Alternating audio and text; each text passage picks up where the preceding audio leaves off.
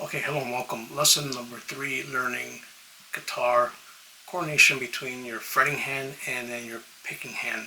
Now, this is pretty simple. We're just going to use all the strings now. And if you haven't checked out lesson number 1 and number 2, make sure you do that before you go to this one.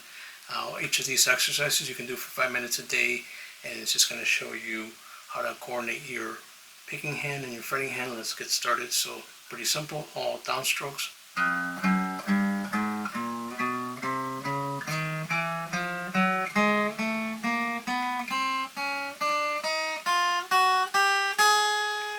Okay, so 1, 2, 3, 4, 1, 2, 3, 4, and you're covering all the strings.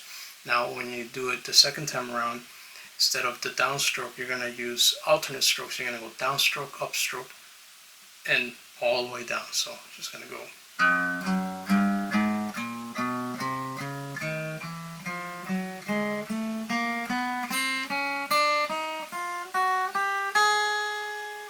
Okay, pretty simple. Go slow. I'm going a little bit faster, but you can go pretty slow.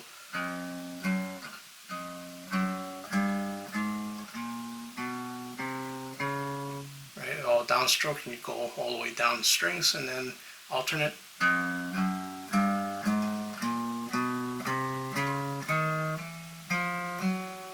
Okay, so it gets a little bit tougher when you're going up and down, right? If you're just starting out guitar.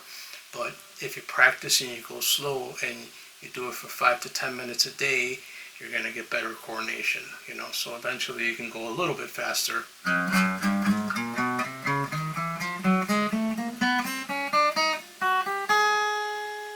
Okay, thank you for checking this out. Let's stick around for lesson number 4 coming up.